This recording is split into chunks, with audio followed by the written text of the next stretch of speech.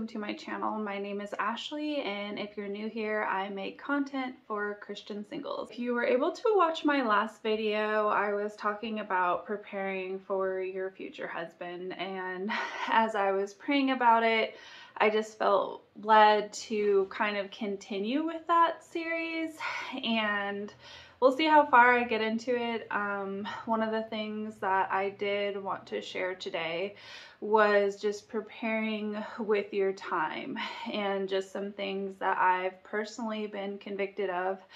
And with all of my videos, I obviously am not the end all be all on advice, so I would just encourage you to take everything that I say to the Lord, take it to scripture, and really assess it for yourself and pray about it, because what my conviction may be may not be your conviction. And so just to prayerfully consider how God leads you in it. So with that said, I wanted to talk today of just some things that I've been convicted of personally, just preparing to be a wife and what that looks like. I'm a really big believer of preparing for what you're praying for, and to walk in faith of what God has spoken over you or what God has revealed to you. And if you're not walking that out, then maybe you're not believing that God is going to bring it about.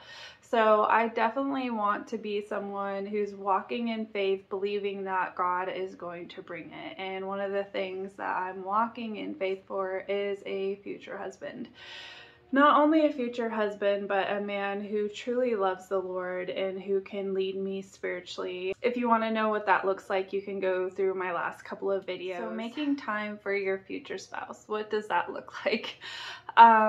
Before, I would say the last couple of years, I have been working a lot of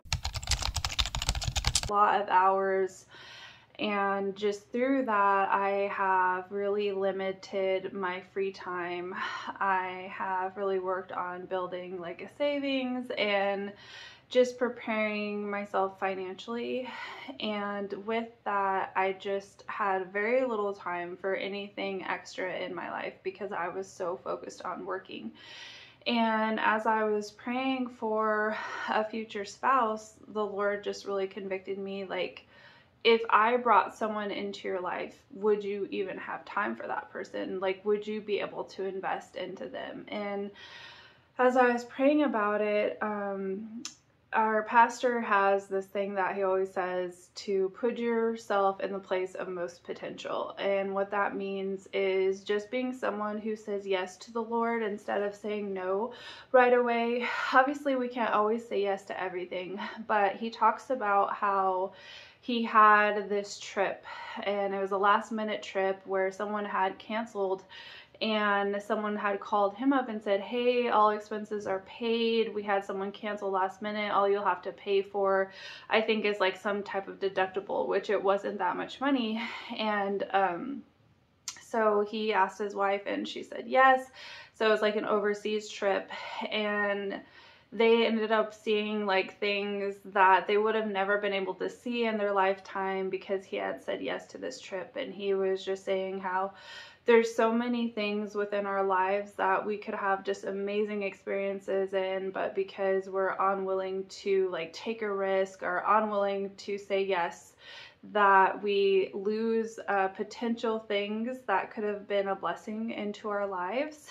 And so in applying that within my own life, I really felt convicted that I was not putting myself in the place of most potential as far as being a good steward of my time. And one thing that I really made just a commitment to the Lord for 2023 was to cut back on my client load and to really be intentional about how I spend all of my time and leaving time open, even though I could fill it with clients, which, if you know me, I always fill like my time throughout the week with extra time means extra money, and that means that I could be placing a client into that time slot. And the Lord just really convicted me, like, you need to have more free time. You're running yourself kind of ragged, but also just for a potential spouse to be able to come into my life, to be able to make time for that person, and really just to optimize my ministry as well. I had always had a day where I chose like as my ministry day throughout the week, but with so much working that I was doing, I really felt so exhausted even on that ministry day. Looking back on it, it just really, really was fatiguing for me. So cutting back was a sacrifice for me, though, because I definitely took a hit financially with that. And I was praying about it and asking God, like, is this really from you? Like, do you really want me to optimize this time, to be available? And I just felt like God really convicted me, like, have I ever failed you financially? Have I ever let you down in that area? And he really never has. He's always been so faithful to me. And in that, what I would encourage you to do is just assess what you're doing with your time and how you're using your time. If there was a man who came into your life, would you be able to have time to invest into him? And also for the guys, I'm sorry this series is really going to like be applied to women because I'm a woman, but this also goes for guys too. Are you so busy working and preparing for the future that you don't have time for a future wife? I think you need to really assess, like, it's good to be productive. It's good to be involved in the church. It's good to be involved in ministry. When we're involved in all those things, that's really healthy. And I think every Christian should be involved in those things. But also we need to assess, like, do we have time for someone to come into our lives? And if we're not in that spot yet, then we should not be dating because it's not really fair to someone else if you don't have time for them. And so I would just really pray about what that looks like for you. For me, what I was personally convicted of was leaving my Friday nights open, and just in faith.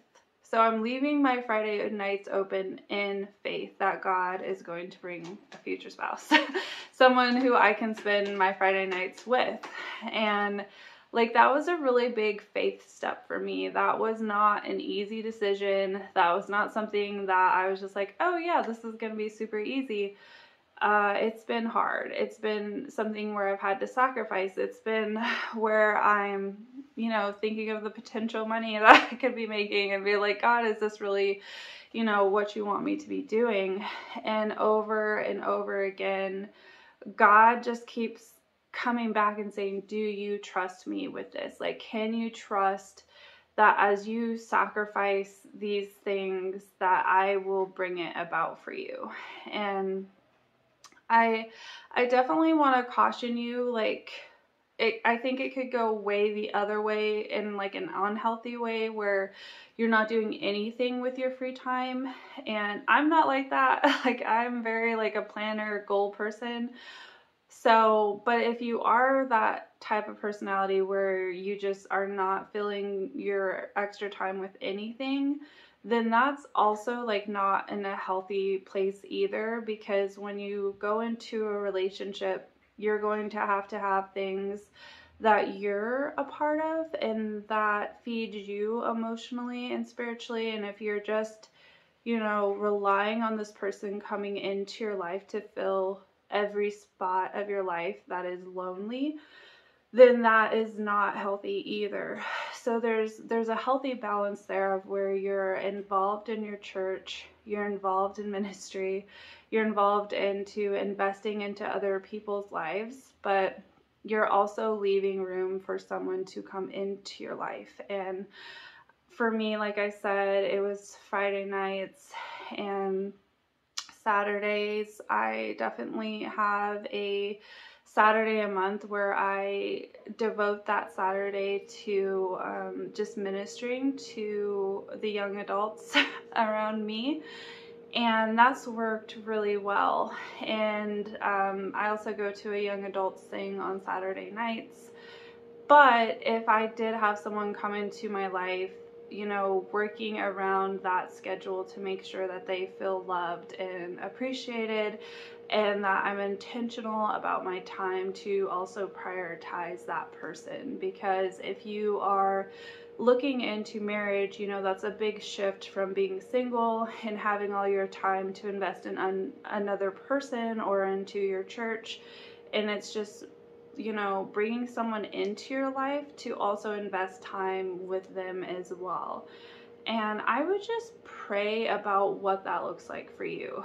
For me, it was really just kind of laying out my week and laying out the time that I have and things that I need to cut out in order to stay rested, in order to give people my best instead of giving people kind of like the last bits of me throughout the week.